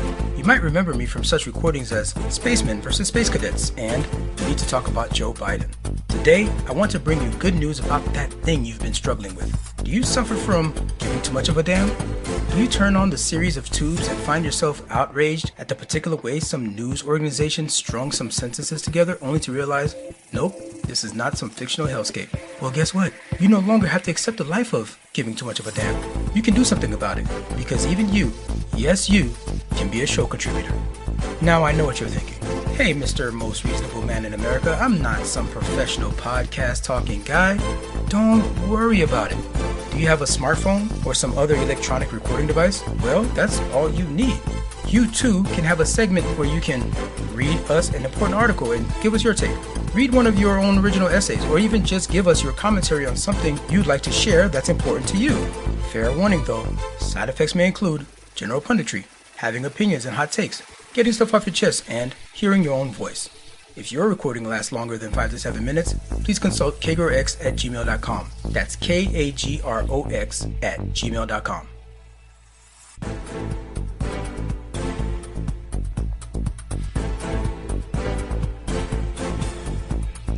All right, welcome back now to the Kagro in the Morning Show here on Netroots Radio. Joan McCarter joins us now. I'll jump straight back out of that wild video of the confrontation with the governor of Nevada. And, well, there's a whole report. I'll give you the link. You can read the account and see the video for yourself. But they were out to dinner in Las Vegas. Don't ask me where they were. I don't know. It's in the story somewhere. But I've never seen a confrontation quite like that one before. And there was no video of the confrontation with Sarah Huckabee Sanders or other people who have been booed out of restaurants before. But this guy was in his face and standing in his way when the governor decides to essentially turn tail and leave. He's got no other options. This guy blocks his path and says, "I'm not moving." And as you might have heard, his wife tries to get by and, "Don't touch me, lady." But one of their favorite confrontation tactics when they're doing their own filming, they scream out, "Don't touch me," as though they've been touched, and then they fight with people. Yeah. But yeah, I don't know. It's one of those things that I always thought that the reality was that if you jumped up in the governor's face and said you were going to hang him and chest bumped him and wouldn't let him leave the restaurant and said, "Where's your security at, punk?" you would be in trouble. You would be arrested. You would be, shot. Something would happen. But then I, realized I also thought that was the case. If you punched cops and forced your way onto the floor of the House of Representatives while they were in session, for instance. No, you really can't get away with that. They'll probably, tackle you or shoot you. One person got shot. I figured they'd arrest you, but I also thought it would happen, faster than 6 months, a year, something like that. I'm finding a lot of the reality is kind of disappointing. But then again, I also thought, many people probably also thought if you invade another country, you'll be, repelled and the world will come to your aid, etc. So, we're finding out that, there's a lot less of that going on than we thought. Or flying over prohibited airspace, for instance. You get shot down, right? Well, maybe. Yeah. I mean, I wouldn't recommend shooting down. This is what happens when the aggressor has nukes. Yeah, right. That's true. It's scary right now. It is. Honestly, I don't want to be alarmist, but it could happen. Yes. A nuclear weapon could be deployed in this situation, Yeah. and It's we always don't possible. know what would come after that. Yeah, I mean, right. I guess you think it's unrelated, but I guess these sorts of stories make you ask, all right, well, when you're really confronted with force that you expected was just out of bounds, sometimes you're just stunned into silence or compliance, and you're just not, so some people aren't ready to respond, and you always wondered, well, we always were told, well, no one will use a nuclear weapon because if they did, then they'll get nuked back. And everybody knows that there's no winner in those situations. Well, first of all, not everybody knows that. I did see somebody, a professor, I think, tweeting the other day. You saw that one? I asked my students. Mutually assured destruction was a novel concept to his students. What? Which, yeah. As a Gen Xer, it's like, huh? He says that's all there was, right? But I figured that would be an enduring concept. The reason you're not afraid of nuclear weapons being launched all the time is because this. Well, I guess they just stopped telling everybody that. We could put it in an app. Maybe that's when the kids will figure it out then. You just download the app, and all it is explaining mutually assured destruction. I still get 99 cents a download for it. What do I care? So anyway, it's the worst app in the world. But so I guess people don't know about it. But people don't know what to do with these situations. A governor doesn't know what to do when somebody just gets in his face and says, we're going to murder you right here, right now. Oh, no. They just kidnapped or tried to kidnap governor of Michigan not that long ago. I'm surprised that there's any governors that don't have people with them for security, but maybe in Nevada, it's low key. I can't think of any Western states governor that would. Although this is where all the crazies are, but yeah, I guess they probably, I don't know, they count on their reputation of, I have a gun. So they'll never do that to me. But I guess... I mean, even with Governor Brad Little, we saw last year a open carry person trying to get into the governor's office who was scary, who frightened the receptionist in the governor's office, and state police escorted them out. Well, at least there's with the Republican governor, there are those people. Yeah. Well, it's scary and unusual, and the analog to that is on the international scale, somebody rolls into Ukraine and flexes muscles and says, "Yeah, I'll use nuclear weapons." And I understand. I saw also Fiona Hill, who's made famous by the first impeachment procedure, has been saying, they've been asking her, well, would he really do this? And her answer is, yeah, he would. I mean, yeah, he would. He says he would, and he means it. So which is why I think we saw the report. There were these fighter jets that were being landed in Poland for Ukrainian pilots to then come fly back. They've decided not to provide those jets. And I think it's probably because the possibility then that Poland would be seen as joining the war and be open to Russian attack. So, I don't think that the ground forces of Russia would be up for a Polish attack too. No, unlikely. An attack on Poland, rather, because they're having a hard enough time in Ukraine. Right. But you're right. On the ground, but they still do have those missiles. And that is looming extremely large for, I think, everyone in Europe. And certainly over here, starting to. Yeah, it's making everybody nervous. There is no constraint on Putin. That's the bottom line of it. No one knows what to do with the guy and what he's capable at this point, it appears he's also willing to make his own Russian people suffer whatever they have to suffer for him to rebuild his empire, because the economy is being absolutely wrecked. Yeah. Well, I guess he's got enough of a stash, and that's frequently the case with the leaders, dictatorial or otherwise. But and he's got no particular reason to care about the welfare of the Russian people as a whole, and is government is based on having robbed them blind anyway. So right. Might as well just continue.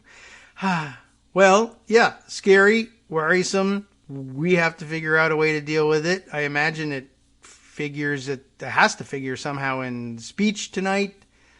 I'm sure it will. I know that they're madly rewriting. We'll be live blogging the speech for anybody who wants to join us. Yes, all right. Always a good feature at the site.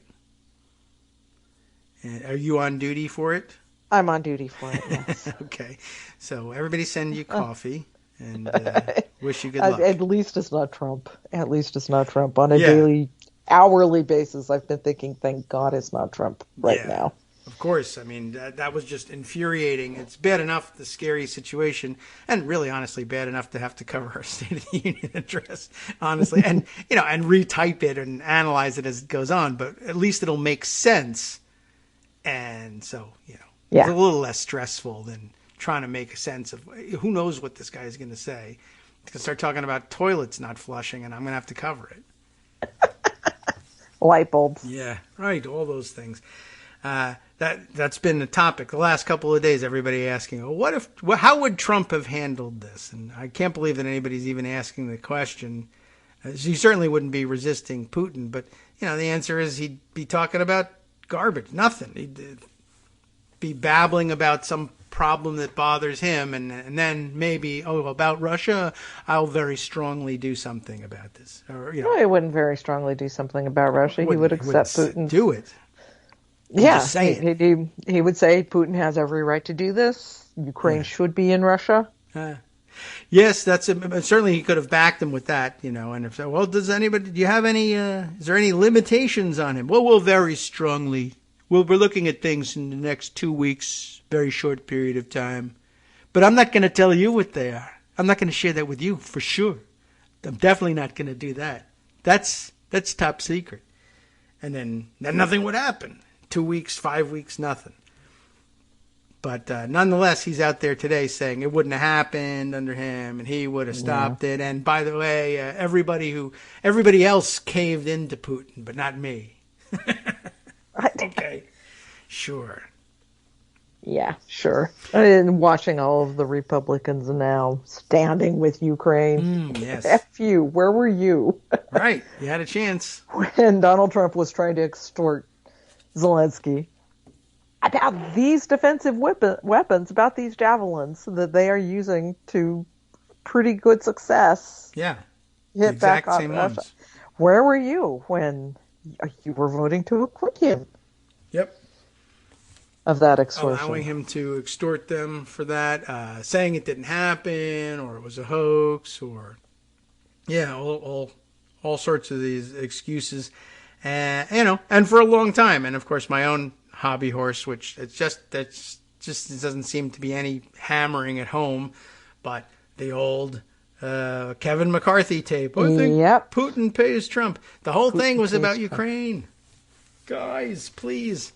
Yes, it was right after the briefing that they got from Ukraine foreign minister, whose name I can't remember right now, who told them this is Russia's plan. This is what they are doing. Yeah. It's Ukraine right now, but we don't know how soon it's going to be other parts of Eastern Europe. And some of them actually got that message, and mixed versions of it. But the Republican leadership is standing there talking about it. In 2016, the invasion being at that point already going on 2 years old, and when it was absolutely clear that Trump was going to be their nominee, and their conclusion: keep it secret. Be quiet, because we're going to win the election with Russia's help, and who cares about Ukraine and something. I still have never figured out what made McCarthy blurt that out, though. I don't know why he thought he was getting out of that. And, sure he was right, but gosh, read the room. I mean, I'm glad you blurted it out and all, and it was on tape, but that's why everybody else laughed. I think just this nervous laughter. I can't believe you just said that. Why did you? Out what loud. are you trying to do to us? We're family. We know that. We're family. Yeah, so keep it under wraps. That's how you know. We're going to keep it secret. We're going to sell out the United States and Ukraine because of how family we are. Well, anyway, one day, I don't know, maybe I should write a book and then everyone will understand it. That's how you do it, I guess. I write it a daily coast every time I get the opportunity. Yeah, but, I appreciate it. So many have moved on. Yeah. Traditional media has certainly moved on. Democrats are too busy freaking out about inflation and gas prices, and Republicans are going to be mean to them to be bringing it up. Yeah, there's a tremendous opportunity to be had here, and I note, you should compare the polling of Vladimir Zelensky among American Democrats. How's he doing among American Democrats versus how are the American Democratic politicians who are kitchen table people doing among Democrats? I mean, it's a strange comparison to make, but I have seen pointed out, I think people are excited about Zelensky in a lot of ways, not just because he's I don't know. Well, he's adept at handling the situation, but he's standing up and fighting, and people are enjoying that as opposed to, well, we should really be talking about tax credits for not invading. Like, that's just not exciting stuff. And for all the people that, I hate to harp on the same people as Democrats who, but folks we elected who were serious national security types and former intelligence types, but and this should be where they shine, and yet they still want to talk about, we really need to talk about childcare, which is important, but it's more important if you can talk about it after you've fixed it. Yes, that would be nice too. Like, we need to talk about the fact that we're not doing anything about childcare. Really? Okay. I would want to avoid that topic or do something and then talk about it. But full plate for returning members of Congress, and I assume full they're plate. returning. Yes, they've got a lot of stuff going on, and before Russia had invaded, Schumer set up the week in the Senate to include the vote on codifying Roe v. Wade, which of course didn't make it because Joe Manchin, well, not just because, it required a cloture vote because I see, yes. We still have those because the filibuster hasn't been broken, and largely because of Joe Manchin and Kyrsten Sinema. And of course, Joe Manchin voted with Republicans against codifying Roe v. Wade. Okay. No surprise the Women's there. Health Protection Act, which would, secure abortion rights for women in every state at the federal level. Yeah. Sort of the status quo of where Roe v. Wade is. That's not going to pass. He also queued up cloture on the Postal Service reform, and that did pass pretty healthily. So I think that bill is going to make it through, which is a good thing. Yes, good. Despite Rick Scott trying to stop it. I don't know what Rick Scott was doing trying to stop it because it's a pretty popular thing. He's a little weird, as he told us last week. Yes. He's a little weird. To say the least. Okay. What the postal reform bill does is finally it just forgives $50 billion of the Postal Service's $50 million, of the Postal Service's debts, which is a great thing. Okay. It's about a third of the Postal Service's debt, but it erases that. And then it ends the requirement that the Postal Service prepay 75 years worth of retiree health benefits for postal workers. And it folds them into the Medicare system. Okay. That's a good solution for it. That's what has broken the post office, was that prepayment thing. Susan Collins' idea back in 2006. Yeah, wacky idea. One of those last-minute things that they tack onto a bill that has to pass just before the Christmas holiday. And thanks, Susan Collins, they passed it, and it broke the Postal Service. Yeah. Did she vote for it, this reform? I wonder. For cloture, I'm sure she did. Yeah. Well, that's good news, as you can see that mistake. I would love to have...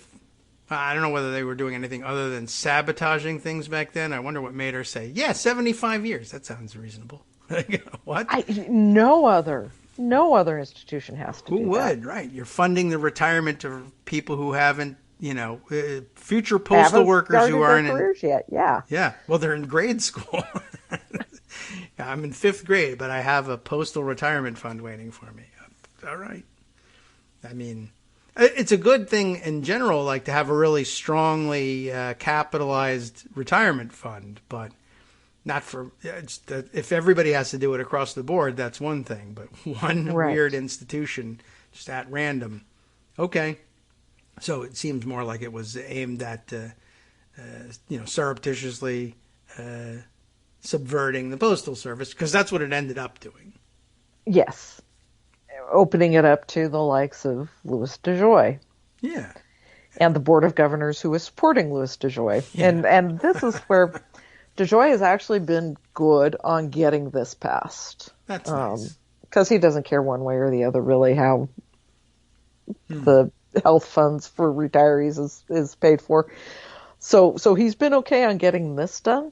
But he's been very bad continuing on other things like replacing the fleet of Postal Service trucks with gas-powered rather than electric. Yeah.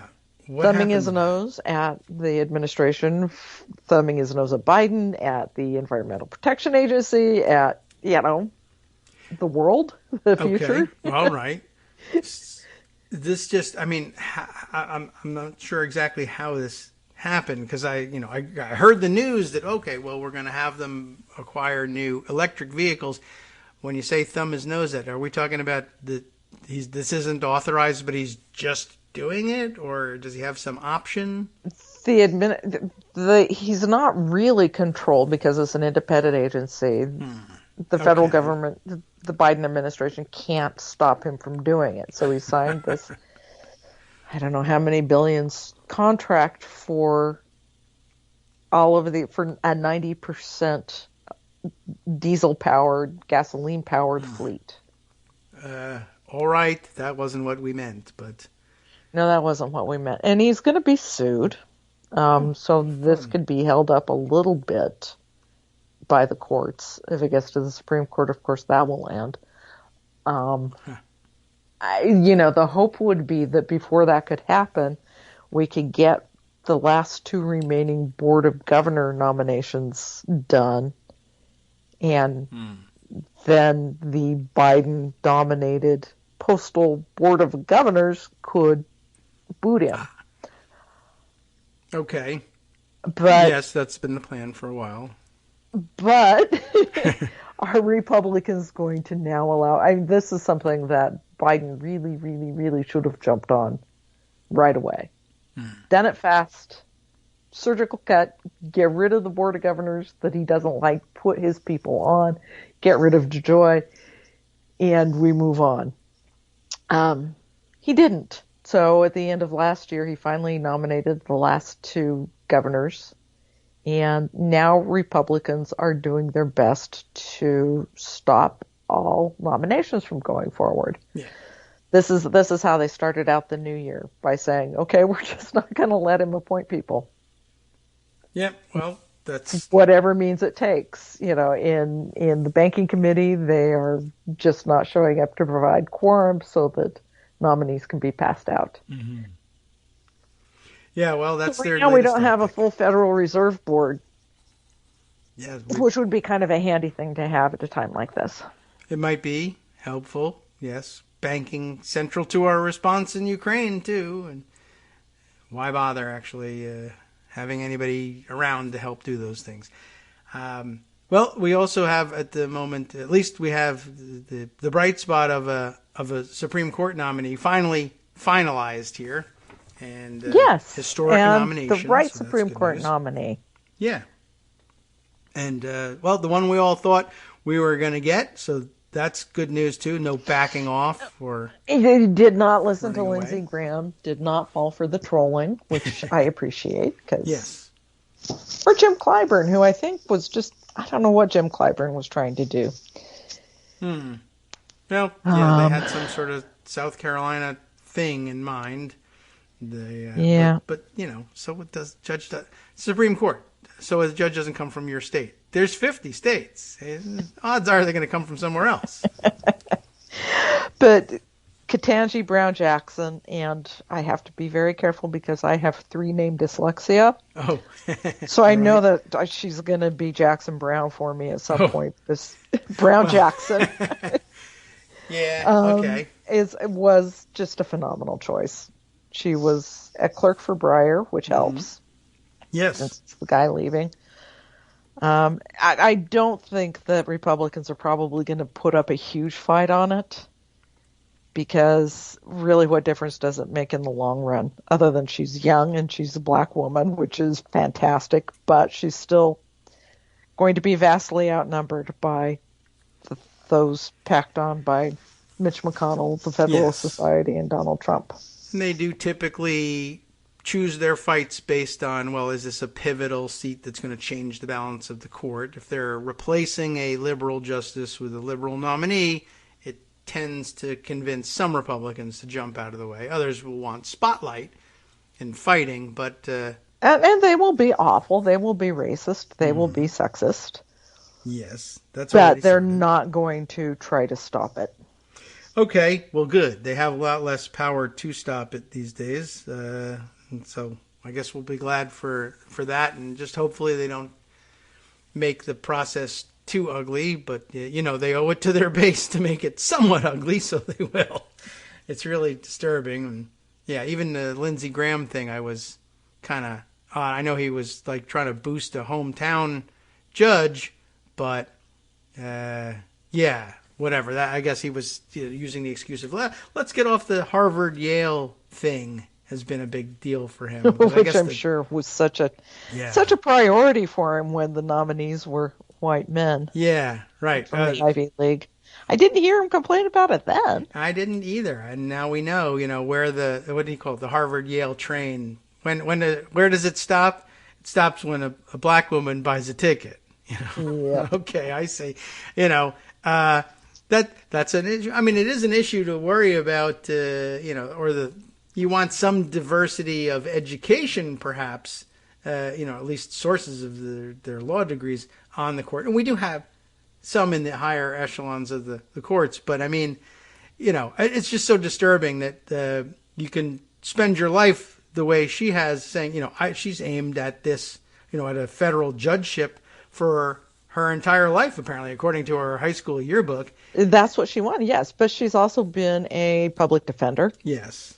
She's done criminal defense work, which is, there hasn't highly been another unusual since Thurgood Marshall, I think. Yeah, oh, maybe. It's been 30 years since we had somebody who had any kind of public defense background, criminal defense background. So that's extremely important. And but just, so she said, basically she's done all the things that conservatives and others have ever asked people to do. Well, work hard, stay in school, study, button down, and be serious, and have a family member marry into Paul Ryan's family. Okay, yeah, right. That I guess can help too. And go, work hard so you can get to Harvard and Yale and wherever else. Yeah, and so she did, and then they're like, you know what? That doesn't count anymore. All of a sudden, nope. Now it's bad. Oh yeah. Huh. Well. I mean, it was pure trolling from Lindsey Graham, because that's what Republicans do these days. Yep. That's all that they can do, really. They don't govern; they just troll. That's all that's left to them. But and obstruct. Pass tax cuts. Yeah, and then we'll see whether any of them show up and boo tonight. A lot of people making excuses not to attend as well. I think Marco Rubio because he doesn't want to take a test. He doesn't want to take a PCR test. Yeah, very difficult. Because it's such an inconvenience to walk down the hall to the office of the attending physician and get your test done. Yeah, it's free, Marco. You like free things. Try it out. But yeah, hopefully, we hope for big things from the speech tonight, and lots of coffee and snacks for you. Staying awake and covering it. And since we're always talking about government shutdown.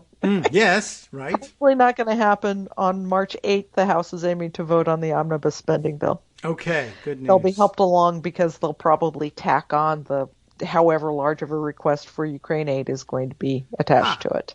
Right now it's $6.4 billion. It's probably going to end up being more, but they're just going to use the omnibus as a vehicle for that, which should grease the skids for it. That's good. Well, good thinking, and good. You never let a crisis go to waste, obviously. Nope. Always a good idea. So, yeah, we'll see how things develop tonight. And, thanks for keeping us up to date on the government shutdown. That's 10 days away. It's my job.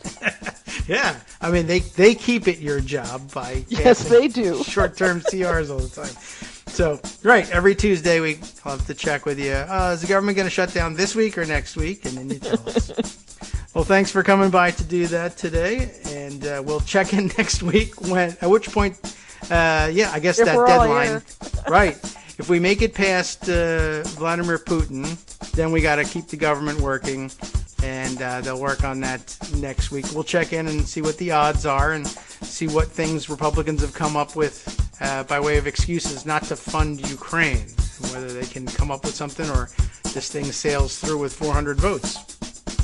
Okay. I think it sails through with 400 votes. Excellent. Don't hold me to my word. No? Okay. Well, it's just a guess. But we'll hold you to coming back next Tuesday and checking in on it. Absolutely. And we'll make a better bet then. Thanks, Joan. Thanks, See you Kagro. then. Good luck tonight. And as for the rest of you, it's time to stick around for the West Coast Cookbook and Speakeasy with Justice Putnam coming up next. I don't imagine that there are as many stories that we didn't get to today because we did a lot of lightning round work earlier today, but give me a second. I'll review what he's got by way of preview and shout it out at you after this. From networksradio.com, you have been listening to Kagro in the Morning with David Waldman. All right, here's where the action is. California, Oregon, and Washington announced that they will drop school mask mandates. The U.S. Supreme Court wrestled with the Environmental Protection Agency's authority to curb greenhouse gas emissions, and the Arizona Republican Party filed a lawsuit with the state Supreme Court to strike down vote-by-mail system used there by 90% of the state's voters.